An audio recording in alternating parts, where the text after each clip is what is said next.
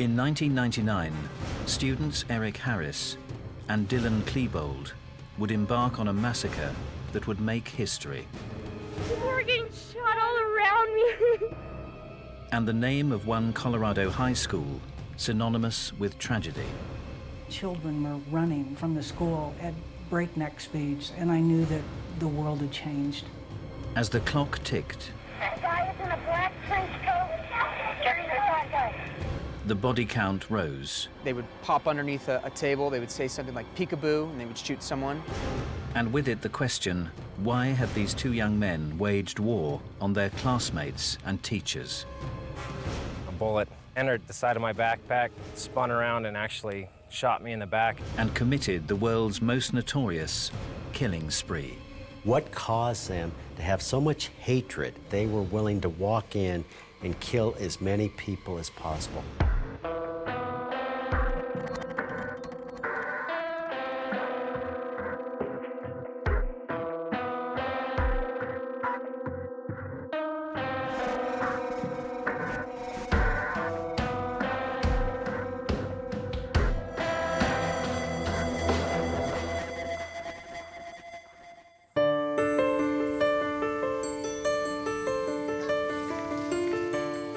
In 1999, the area of Columbine, on the outskirts of Denver, Colorado, had been the epitome of ordinary.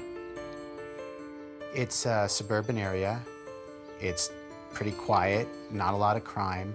It's overwhelmingly white, middle class, which is to say a very homogeneous place. But one spring day in 1999 would bring the unremarkable neighborhood worldwide notoriety.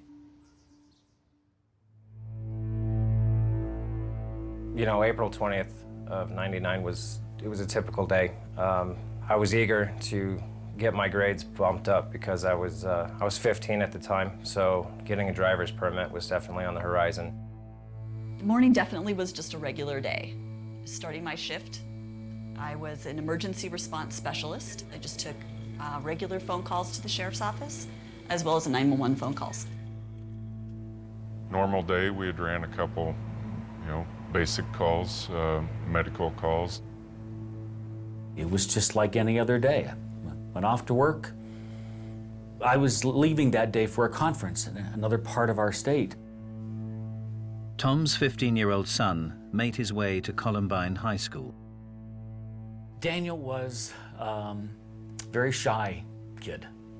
Very shy, very reserved, very sweet, a very lovable kid. He was someone who, even as a teenager, was not ashamed to give his mom a big hug. For fellow students, 16-year-old Craig Scott and his 17-year-old sister Rachel, the morning had not started harmoniously.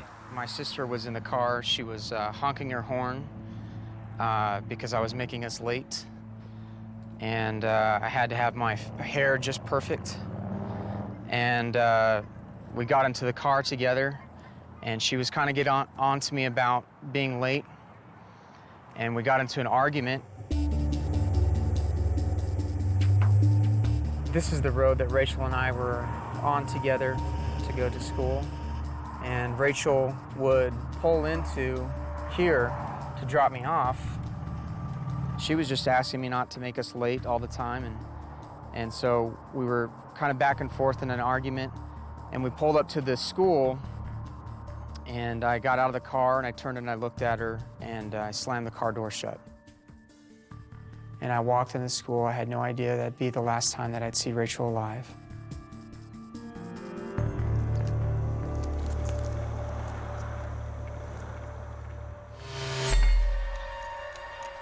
Around 11:19 a.m., Columbine School, West Entrance.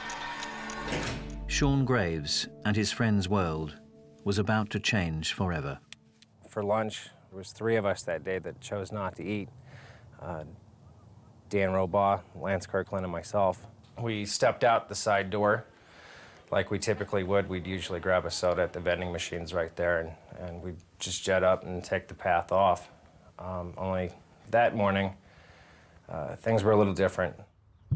We were looking up at the top of the dirt hill, and we saw two guys that were wearing all black, their black trench coats, and with them they were carrying a couple of black duffel bags. We witnessed them loading weapons that we just assumed were toys, and that's when it started. They showered us with rounds, and Dan and Lance both went down. One floor above, in the library, Craig and his friend Matt were sitting revising. You know, we thought that we were hearing fireworks. We saw students running away from the school. They were trekking through the soccer field. You know, we thought that, you know, it was a senior prank. It's about that time for the end of the year for some silly prank to happen. It was a tradition. But this was no prank. A nightmare that would shock the world had just begun.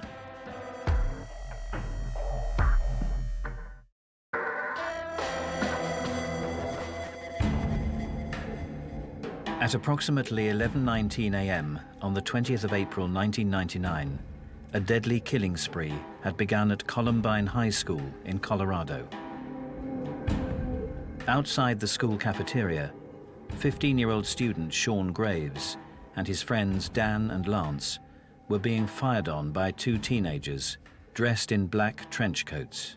My body was completely behind a concrete wall, so I was protected. The only thing on me that was sticking past that was my backpack.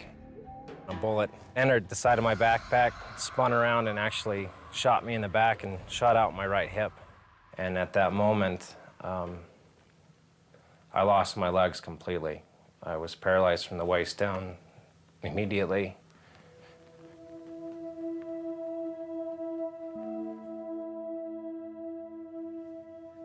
What Sean had originally thought was a prank was far from it. I found myself laying halfway in the school and halfway out. And at that moment, I knew that my worst nightmare had come true. Months, possibly years before the shooting actually took place, I had a reoccurring nightmare of somebody in my family or even myself being paralyzed. It didn't make any sense then, but the second I looked back at my legs, I realized that that dream had come true, and I was the one that was going to be paralyzed. Sean lay in the doorway of the cafeteria, and for hundreds of students inside, the reality of what was happening was beginning to sink in. All I remember from that moment was just the fear in their eyes, looking at me, and I'm sure I had fear looking back. And that's when the fire alarm went off and the cafeteria started to evacuate. 911. Yes, this is Sharon at Columbine High School. We have shots being fired. Okay. The guy is in a black trench coat. Jerry, there's one guy. They just shot somebody inside the cafeteria. I'm going to have to try and get out here and call you back. Over the prior year, the two mystery shooters had made several extraordinary videos. Both spoof and serious, that were chillingly similar to the spree to come. The violent, merciless attacks played out in the videos had now become a reality. The two shooters walked down to try and finish off everyone, and I watched one of the shooters shoot Lance in the face. At Jefferson County Sheriff's Department, Detective Kate Batten was just returning from an early lunch. I asked what was going on. They said that there was a shooting at Columbine High School. So at that point, I started driving towards Columbine. And that's when it became surreal, because the dispatcher was talking about snipers on the roof. They were talking about bombs exploding. And I'm just astounded that this is information that's being relayed in suburban Littleton. My secretary ran in, the door was shut, and she said, There's been a report of shootings or gunfire and bombs exploding. And I'm thinking, what are you talking about? I came out of my office and I ran down here, and as I looked down the corridor, I saw a gunman coming towards me with the shotgun. When I was staring down and I made contact, it seemed like the size of a cannon. All I kept thinking is what it was going to feel like to be shot. You know, I thought of my family. Was I going to die quickly? Each time a bullet was fired from the gun, then glass would shatter behind me. I hear bullets exploding in that area. And what really probably saved my life is girls coming out of the gymnasium in this crossing hall. They were coming into the crossfire, and I wanted to make sure that they were not hit by the gunman's gunfire. I ran down to this hallway, and I was able to get the girls into the gymnasium area. Emergency. Well, we just got a frantic call from my daughter saying he's chasing us with a gun, and then she hung up the phone, and you could hear the screaming in the hallways. Yeah. 6 weeks earlier, March the 16th, 1999, in the mountains south of Columbine. The two shooters recorded another video. This time, the weapons were real. That's a slug. Imagine that in someone's brain. Both were students at Columbine High School, just weeks away from graduating. Oh. Entry exit. 17-year-old Dylan Klebold and 18-year-old Eric Harris. No. Harris was a young man that was in advanced classes. You know, he had dreams of going to the military. He applied to enlist in the Marines. Klebold was a kid who a few weeks prior had visited one of the state universities in Arizona, so his plan was to go to college. Klebold was at prom 3 nights prior. Now both Harris and Klebold seemed intent on the destruction of the school and everyone in it. By 11:27 a.m., the two shooters were in an area near the library where Craig Scott and numerous fellow students were working. We're hearing the firecrackers. We're thinking that it's a prank. We're laughing, we're joking about it. And then that's when a teacher ran into the room. She ran over to the phone. She got on the phone to call the police. Jefferson County 911. The phone rings, and I had a caller on the other end of the line who stated that something was happening at Columbine High School. There is a student here with a gun. He has shot out a window. There was children in the library, and she wanted to obviously, protect them and take care of them. Under the table, kids! Heads under the table! She saw the shots happen. She knew this was serious. She knew this was real. Okay. We've got help on the way, ma'am. Okay. Oh, God. Stay in the line with me. Oh, God. Hey, kids, just stay down. I got underneath the table with my buddy Matt, and then my friend Isaiah. He came and he sat next to me. Still lying paralyzed in the cafeteria doorway, 15-year-old Sean could do nothing but listen.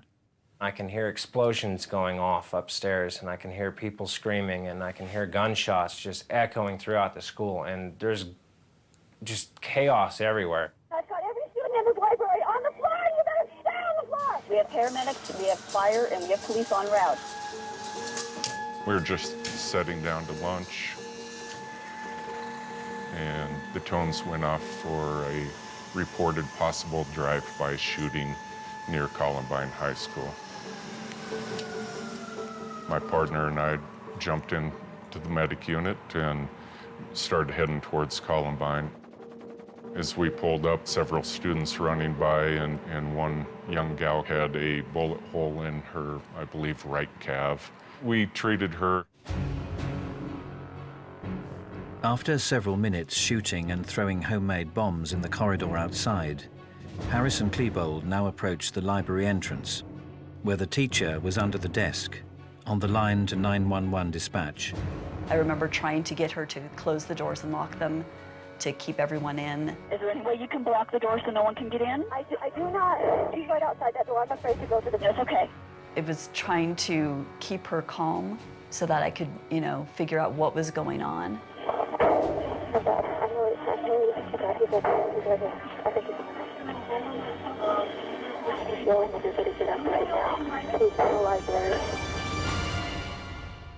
I'll rip off your goddamn head! Dylan was a family friend of our kids for a long time. He grew up here, sort of. Dylan was here a lot. The kids met each other in the first grade and became best friends. Hey, what's going on, dude? This is Dylan. There were never fights. A lot of kids you have to send home after a while because, you know, it gets with boys. It was great. The three of them got along great. He was a nice, gentle young man. Dylan Klebold was born in Colorado, and at the time of the shooting was living in his parents' designer home in a desirable natural area just outside the town. Dylan's parents, they were intellectuals and artists at heart. They had met at Ohio State University in the art program. They didn't believe in spanking. They didn't believe in guns. They didn't believe in war. They were pacifists. Eric Harris's background was also far from underprivileged. Eric's father was ex-military. He was a decorated Air Force test pilot. It required them to bounce around a bit from city to city as his father would get transferred, but lived in normal, middle-class neighborhoods, not living in the inner city and subject to gangs or drugs or violence. It did affect Eric, however, always having to move to another school, make new friends again. That was tough for him. I hate most people. Eric Harris and Dylan Klebold were both deeply into computers, and both complained they were victims of bullying by sporty students known as jocks. After settling in the Columbine area, Harris became friends with Klebold, and as such also hung out with Dylan's friend Brooks Brown. But it would not always be a smooth relationship. He had thrown a snowball at Brooks's car and cracked the windshield. And a kid came up and said, "Here's Eric's backpack. I took it while he was throwing the snowballs." So I'm thinking, well, what's this? I'm gonna take the backpack back. So we drove down in the car and I rolled down the window and I said to Eric, "I've got your backpack, meet me at your mom's house." And we rolled back up the window. Well, he started banging on the window, crazy, saying, "Give me my backpack." He was frantic. That was the first time I saw that anger. And it was very unusual. It was quick and it was fast and it was unrelenting. I will frickin' kill you. I'm gonna pull out a goddamn shotgun. The 20th of April, 1999, 11:29 a.m. Columbine High School, Western Side. Eric Harris and Dylan Klebold entered the library where 4 staff members and 52 students were hiding. As soon as they came in, they were shooting off their guns. They began to yell at students. They were making some mocking comments. Nobody, whatever their race, sex, or social status, would be safe from the killing spree. The first person that they killed was Kyle Velasquez, who didn't know to hide. He had a disability, and he liked simple things. His family said he liked panda bears, he liked coloring, and they became the bully. What would happen next in that library would horrify the world.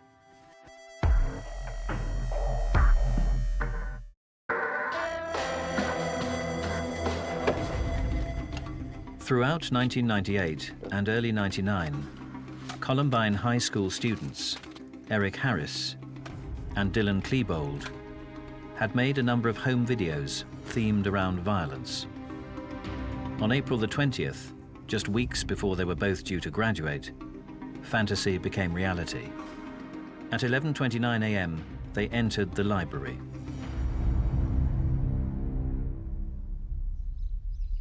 Like his fellow students, 16-year-old Craig Scott was hiding under a table with his friends Matt and Isaiah. A lot of students were being quiet. Some girls were crying, and some girls were begging for their life. 911 dispatcher Rene Napoli was listening in to a phone line left open at the library desk. I could hear them speaking, as well as the children in the library. And there was the definite sound of gunshots. They actually fired out the windows at the police officers, and 2 of those police officers, or deputy sheriffs, fired back. They then walked over and they started systematically shooting the kids. They treated it like it was a game, like they were having fun. At one point, they would pop underneath a table, they would say something like peekaboo, and they would shoot someone.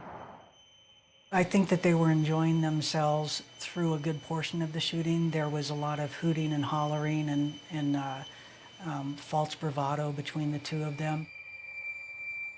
3 would be shot dead and 4 injured before Harris and Klebold worked their way towards Craig Scott. They came over to where I was, and they saw Isaiah. And Isaiah was one of the very few African-American students in our school. And I believe Dylan called Eric over and using a racial slur. We have an N-word over here.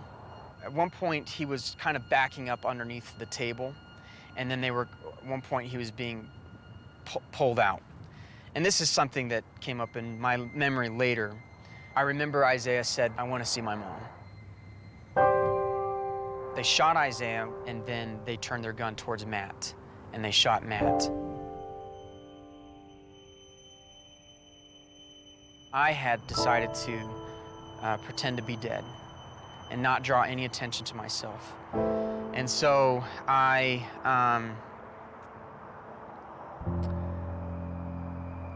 laid there, and I could hear their last breaths being taken.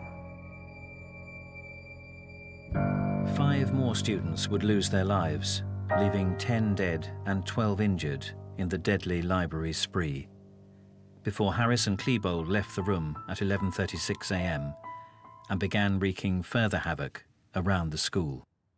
Deputy County Sheriff's Office, do you have an emergency? Yes, we do. Can you guys send lots and lots of paramedics? We have paramedics, we have fire, and we have police en route. SWAT sniper Sean Duggan was one of several law enforcement officers with children at the school.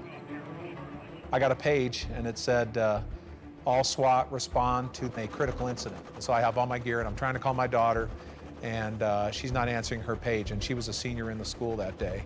So I'm a little frantic that she's not responding. Hundreds of emergency personnel were flocking to the school. There was ambulances and fire trucks and police cars and sheriff's cars parked everywhere.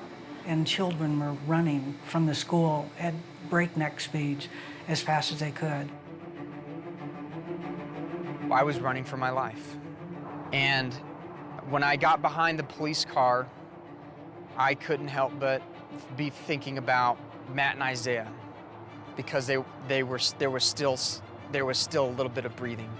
And I felt a little like a coward.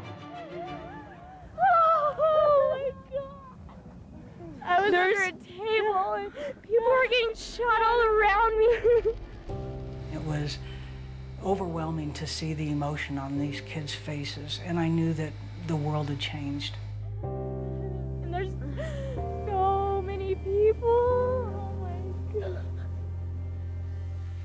Everybody was calling 911 from inside the school, from outside the school. So the information that we were getting was conflicting.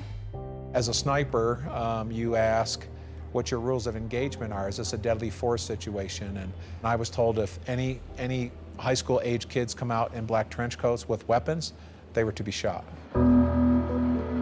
Amongst the confusion, the name of one suspect began to trickle out. I spoke to Brooke Brown, who's a student. Okay. He's given me good suspect information. I think this is the guy. Okay, what do you got for a name? Okay, last name is Harris. He was friends with him approximately 2 years ago, but then he started acting really strange. Okay. It would be revealed that Eric Harris's behavior had already been seriously worrying some people. Along the way, Eric did let out a lot of signs. He had on his website talking about how he wanted to kill all sorts of people, hundreds of people, wanted to kill everybody in Denver. And in particular, Brooks Brown, his former friend. Disputes like the incident with the broken windshield had put Brown on Harris's hit list. Brooks was supposed to pick Eric up for school, and Brooks was terrible with being on time, and Brooks slept in and didn't pick him up, and that was it. That was it. And I said to Brooks, can you smooth it over? And Brooks said, it doesn't work that way with Eric. And so that was the indication Eric doesn't forgive. He was an injustice collector. Dylan, who was still friends with, and had been lifelong friends with Brooks, warned Brooks to go to a website and see what was going on. He was posting threats about wanting to kill Brooks, and that's the thing we took to the police. And from when he started making the death threats, he wasn't allowed in our house anymore. We knew that Eric was dangerous. We did not know Dylan was When we turned them into the police, Eric was into pipe bombs, and he was talking about it on his website. There was actually a search warrant drawn up, but then was never taken before a judge to search Eric's house. That was never followed up on because there was another series of murders in the town where the person investigating sort of went off that case for a while and never picked it up again. Dex. But Harris and Klebold's plan involved something much worse than homemade pipe bomb grenades, as Sean Graves, still paralyzed and bleeding half inside the cafeteria door, was about to experience. I started hearing the gunshots getting closer, and that's when I realized that they were coming down the stairs in the cafeteria.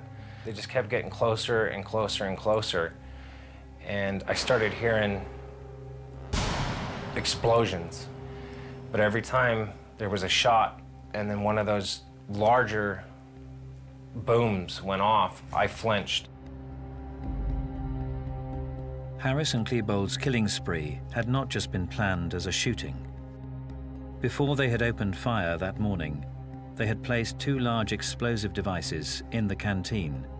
They had been timed to explode at 11:17 a.m., and the 2 students had planned to wait outside to pick off any survivors fleeing the scene. Eric Harris had even gone so far as to study how many people were in the cafeteria at any given time during the lunch hour. So he set those bombs to go off when he would have the mass casualty. Approximately 450 is what he was estimating, and we had 455 kids down there. The bomb's timers had not worked, which is why Harris and Klebold had begun their killing spree with their guns. However, they'd not given up on their dream of blowing up the school. Well, I didn't know it at the time. There was actually a propane canister bomb, essentially, that was no more than 5 feet from where I was laying. And they were shooting at it, trying to get the bomb to go off.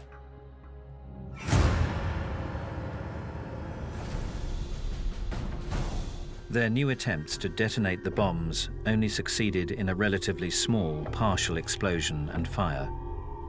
But they were a sign of a highly planned, premeditated suicide mission. These 2 students did not just snap.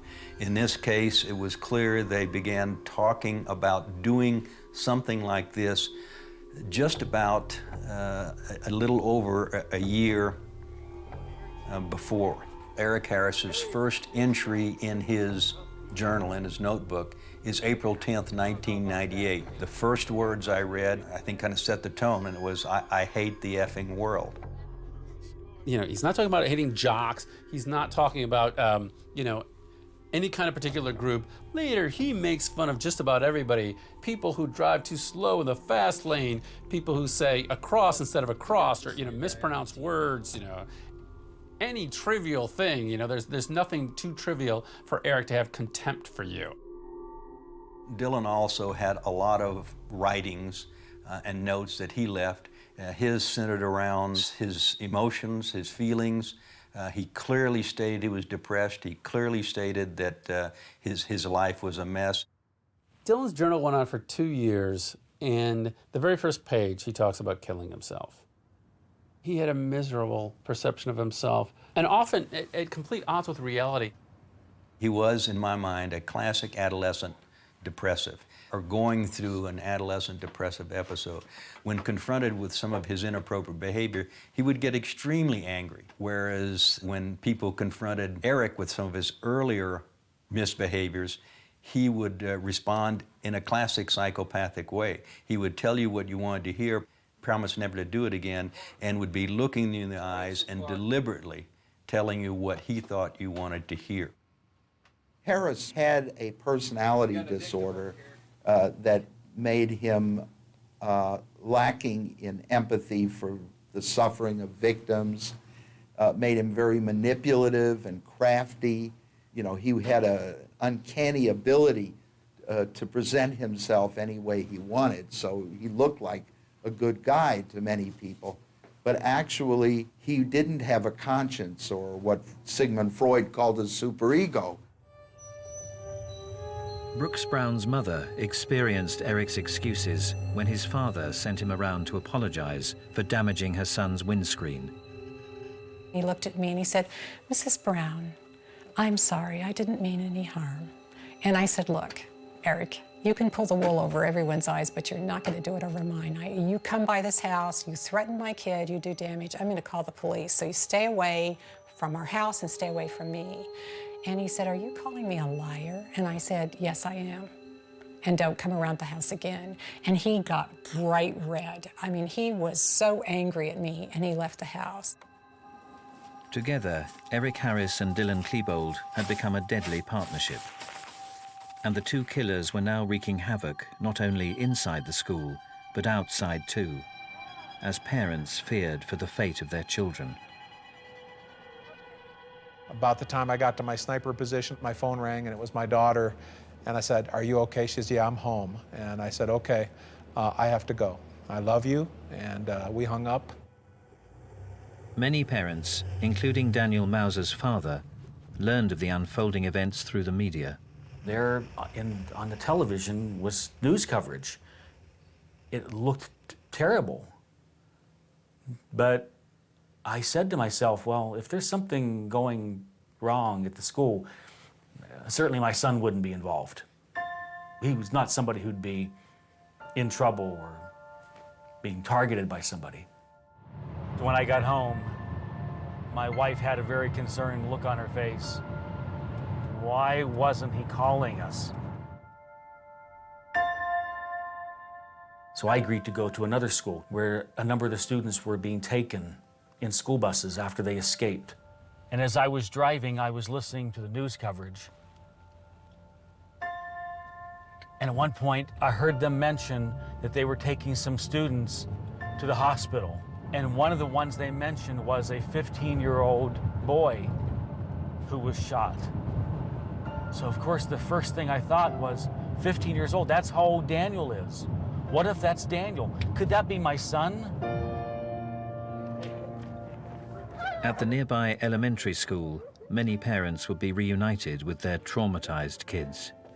I saw parents walking out with children. And I just said to myself, I want to be one of them. I want to get this over with.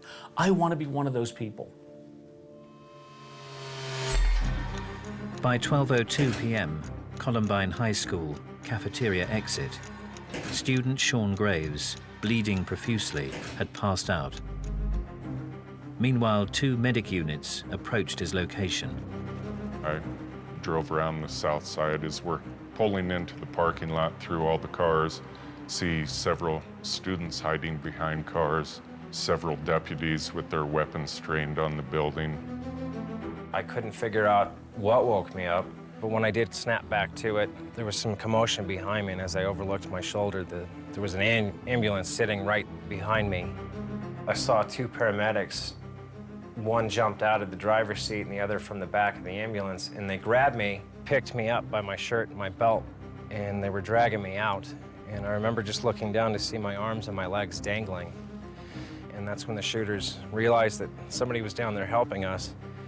and I could see the concrete, just poofs of white dust. They were opening fire on us. They were trying to kill us again. Holed up amongst the dead and injured in the library, Eric Harris and Dylan Klebold now had their weapons trained on the paramedics and casualties below.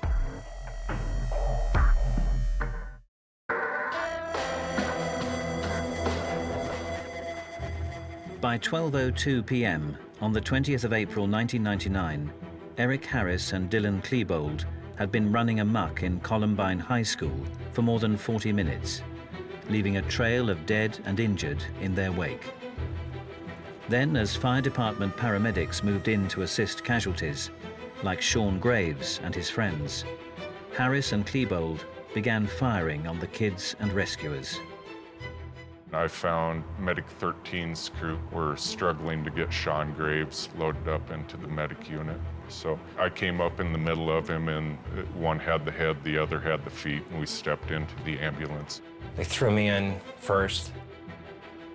Saw another young man laying by the fence, and then he turned his head and made eye contact with me and said, "Help me." I scooped up and dumped the young man literally into the back of the ambulance so that they could get out of the gunfire. I just remember hearing the sounds of bullets hitting the top of the ambulance, just the metal tinging. And that's, I'll take that away from all of that as being a sound that I'll never forget. It would be among the last acts of Harris and Klebold's killing spree. They were shooting at the cops, they were taking pot shots, and police were firing back. And I think they realized the only escape was going to be into the long arm of the law and a prosecution and jail and prison. And I think there was a thought of, let's end this the way we want it to end. Let's control our own destiny. At around 12:08 p.m., Eric Harris and Dylan Klebold took their own lives. But for the children of Columbine High School and their parents, the nightmare was far from over. Kids would leave Columbine and they would be placed on a bus and reunified with their parents. And as the night went on, buses were not arriving and there were still parents left. After nothing happening for a while, they informed us that there was one last school bus that was coming. One last school bus with students. But for some desperate parents, clinging on to the hope that their children would return, there was to be no happy ending. Later on, the authorities confirmed to us that they made a terrible mistake. There was no last school bus. At the end of the day, we had 13 innocent people killed, which were 12 students and one teacher. In addition, Harris and Klebold also dead by apparent suicide in the library. So we knew we had 15 fatalities, most of the fatalities in the library. For Craig Scott, who had suffered the trauma of having his friends murdered beside him in the library, there was worse to come when he learned of the fate of his sister. Rachel was the first one that was killed, and she had been killed right outside the school library. And I realized that when I ran out of the school, I had ran right by Rachel. And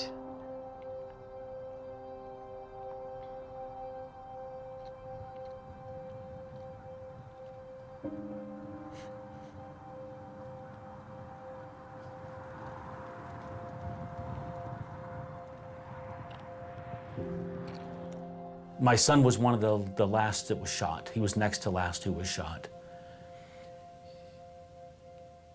And from the reports that we have, Eric Harris looked at Daniel and insulted him. I believe it was he called him Four Eyes because he wore glasses. And he fired a shot that went into Daniel's hand. Daniel fought back. he took the chair that was there and he pushed it towards Eric Harris. And for that, he paid with his life. Eric Harris fired one more time and shot him in the face. Killed him.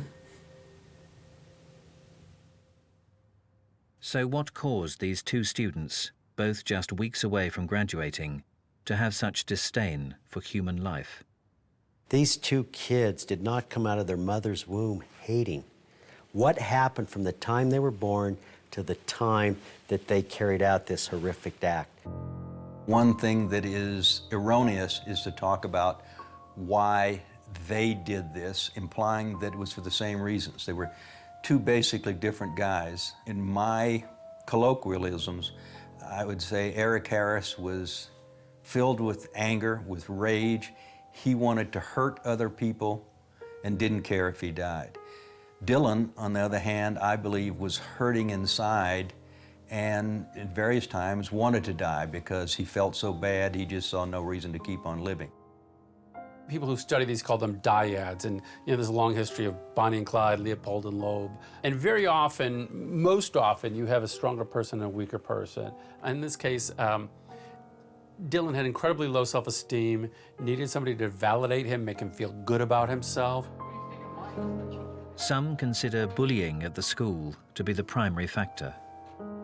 Once you hate the bullies and no one does anything to defend you, you hate the people in the class that don't say anything. You hate the teacher that doesn't say anything. You hate the counselors that allow it to happen. They, in essence, end up hating the school, not just the bullies. They hate the school, and they want to kill the school. I think that they didn't see that they had a lot going for them. They became isolated, and that isolation and then exposure to a lot of negative influences in their life that they chose to focus on, I think really took them towards a darker and darker place. Harris was the dominant person who inspired the Columbine massacre. And I think Klebo went along to get along. It was that chemistry that created this insane circumstance where they were able to kill lots of people with moral impunity. For the Columbine teachers, students, and parents, life would never be the same again. I was paralyzed from the waist down. I spent months in the hospital. They didn't foresee me ever walking again. And I was angry. I was very angry about that. But at the same time, I'm extremely stubborn.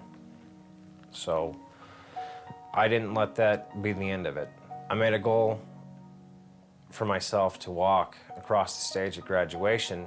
I wanted to be able to graduate knowing that I didn't let those two control my life. I didn't let them ruin my life. And I've actually been walking ever since.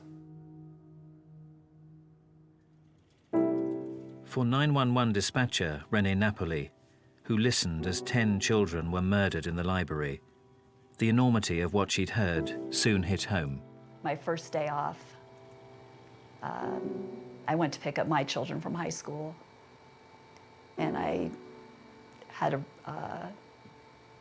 really hard time picking up my own children from high school. So much so that my son had to drive home. And that's when it really hit me, is that I'm able to pick up my children from high school and somebody else is not able to do that. The words that we have here were written by my wife. She did a great job of summing up Daniel's life and what this means to us to have this here, to honor him. Wow.